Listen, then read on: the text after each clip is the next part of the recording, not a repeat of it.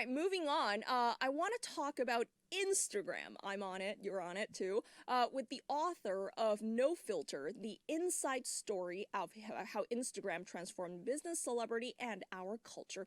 Sarah Frier, welcome to the show.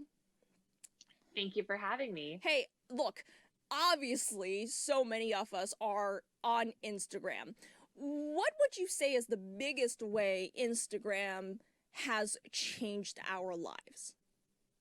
Well, it's completely changed the way that we live. It, unlike Facebook and Twitter, you can see the impact of Instagram as you're walking around, as you're going about your life's moments, going to restaurants, hanging out with friends. Of course, we're doing less of that lately, Mm-hmm.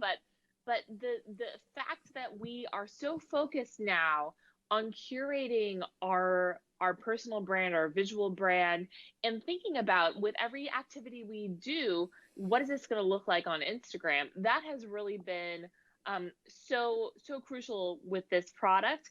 And beyond that, it has really you were talking about side hustles. This is really about a place where people have been able to build their own businesses without access to the normal gatekeepers. If you want to be a fitness instructor, if you want to be a motivational speaker, if you want to be a baker, you can do that via Instagram, and it kind of takes away a lot of the red tape, and so it has really Mm-hmm. transformed a lot of the entrepreneurship over the last decade. Look, Sarah, I enjoy just scrolling pretty pictures on Instagram. However, so many viewers have told me, scrolling these pretty pictures give me so much anxiety because I see what the other people are up to and I'm not doing those good things. So, on the scale of 1 to 10, 10 being the most positive, how do you rate Instagram's impact on consumers? Oh, I think it's been incredibly harmful for mental health because of the metrics. It's not just about when you're scrolling through, you're seeing what other people have done. You're also getting a score every single time that you post on Instagram.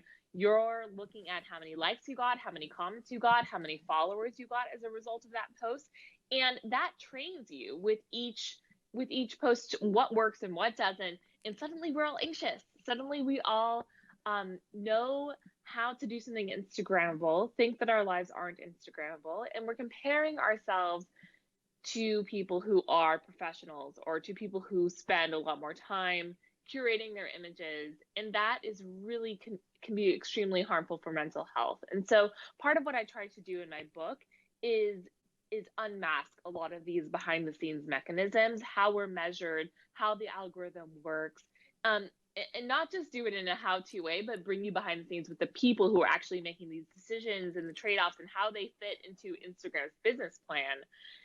And then that will help us detach a little bit from the pressure of always trying to be perfect on Instagram. Okay. And really quick, Sarah, I'm sure a lot of us want to get ahead of the curve. Which other social media outlets do you think could push Instagram out as a change agent in the future that we Well, should be on? I think we have seen that already with Snap.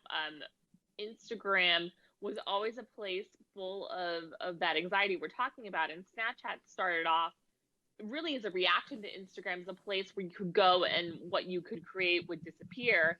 And Snap now is bigger than Twitter. It's incredibly powerful among the youth of the world.